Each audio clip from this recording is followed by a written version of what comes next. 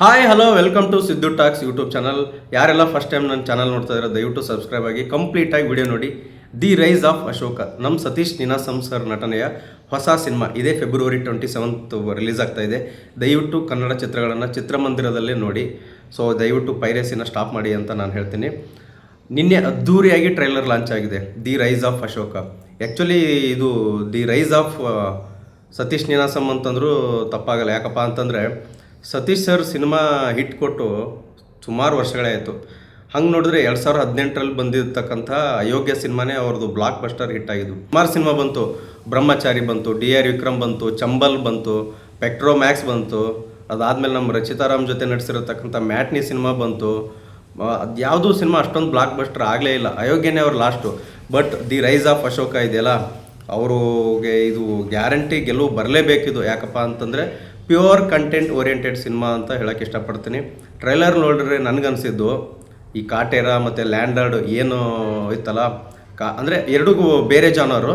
ನಾನು ಯಾಕೆ ಹೇಳ್ತದೆ ಅಂದರೆ ಕಂಟೆಂಟ್ ಓರಿಯೆಂಟೆಡ್ ಆ ಸಿನಿಮಾಗಳಿತ್ತಲ್ಲ, ಅದೇ ಥರ ದಿ ರೈಸ್ ಆಫ್ ಅಶೋಕ ಇದು ಮೋಸ್ಟ್ಲಿ 1970s ನಡೆರ್ತಕ್ಕಂಥ ಒಂದು ಹಳ್ಳಿಲಿ ನಡೆಯೋ ಒಂದು ಅಗೇನ್ ಡ್ರಾಮಾ ಸ್ಟೋರಿ ಅನಿಸುತ್ತೆ. ಸೊ ಸಿನಿಮಾ ತೆರೆ ಮೇಲೆ ಹೇಗೆ ಬರುತ್ತೆ ನೋಡೋಣ. ಟ್ರೈಲರ್ ಅಂತೂ ತುಂಬ ಚೆನ್ನಾಗಿದೆ, ನನಗಂತೂ ಇಷ್ಟ ಆಯಿತು. ಯಾಕಪ್ಪ ಅಂತಂದರೆ ಅದೇ ಪ್ಯಾಟರ್ನ ಬಿಟ್ಟು ಒಂದು ಒಳ್ಳೆಯ ಹೊಸ ಲುಕ್ಕು ಆಗಲಿ ಅಥವಾ ಇಡೀ ಏನಿದೆಯಲ್ಲ ಕಂಟೆಂಟ್ ಓರಿಯೆಂಟೆಡ್ ಸಿನಿಮಾ ಮಾಡಬೇಕಂತಂದರೆ ಒಬ್ಬ ಆ್ಯಕ್ಟರ್ಗೆ ಸುಮಾರು ಚಾಲೆಂಜಸ್ ಇರುತ್ತೆ. ಆ್ಯಕ್ಚುಲಿ ಇನ್ಫ್ಯಾಕ್ಟ್ ಈ ಸಿನಿಮಾ ಮಾಡಬೇಕಾದ್ರೇ ಸುಮಾರು ಚಾಲೆಂಜ್ಗಳನ್ನು ಫೇಸ್ ಮಾಡಿದೆ ಸಿನಿಮಾ ಟೀಮು. ಆ್ಯಕ್ಚುಲಿ ವಿನೋದ್ ದಂಡಾಳೆ ಅಂತ ಇದ್ರ ಸಿನಿಮಾ ನಿರ್ದೇಶಕರು, ಅವರು ಫೇಮಸ್ ಸೀರಿಯಲ್ ಡೈರೆಕ್ಟ್ರು. ಕರಿಮಣಿ ಸೀರಿಯಲ್ ಯಾರೆಲ್ಲ ನೋಡಿರ್ತೀರೋ ಅವ್ರಿಗೆಲ್ಲ ಗೊತ್ತಾಗುತ್ತೆ. ಅವರು ಫಸ್ಟ್ ಟೈಮು ಬೆಳ್ಳಿ ತೆರೆಗೆ ಬಂದು ಒಂದು ಸಿನಿಮಾ ಮಾಡಬೇಕು ಅಂತ ಸ್ಟಾರ್ಟ್ ಮಾಡಿದ್ದು ಇದು ದಿ ರೈಸ್ ಆಫ್ ಅಶೋಕ.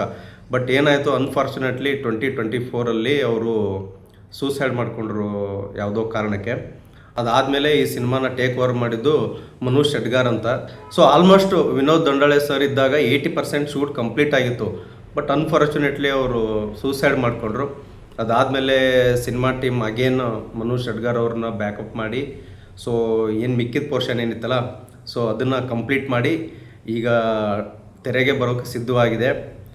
ಸಪ್ತಮಿ ಗೌಡ ಇದ್ದಾರೆ, ಬಿ ಸುರೇಶ್ ಸರ್ ಇದ್ದಾರೆ, ಡ್ರ್ಯಾಗನ್ ಮಂಜು, ನಮ್ಮ ಕಾಮಿಡಿ ಕಿಲಾಡಿಗಳು ಜಗ್ಗಪ್ಪ ಇದ್ದಾರೆ.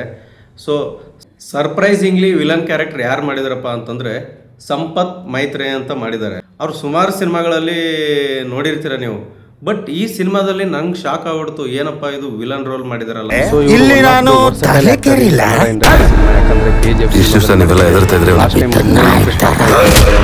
ರಘು ಸರ್ ಜೊತೆ ಮಾಡಿದ್ರು. ಸುಮಾರು ಜನ ನೋಡಿ, ಕೃಷ್ಣ ಸರ್ ಇದ್ದಾರೆ, ಅಕ್ಷಿತ್ ಇದ್ದಾರೆ,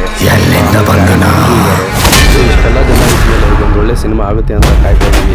ಹಾಗೇನು ಬಿ ಸುರೇಶ್ ಹಸುವಿನಿಂದ ಒತ್ತಾಡಿದವರು ನನ್ನ ಜನ. ಸೊ ಸಿನಿಮಾ ಫೆಬ್ರವರಿ 27 ಅಲ್ಲಿ ದುಡಿಯೋ ಒಂದೊಂದು ಮಿಸ್ ಮಾಡಬೇಕು.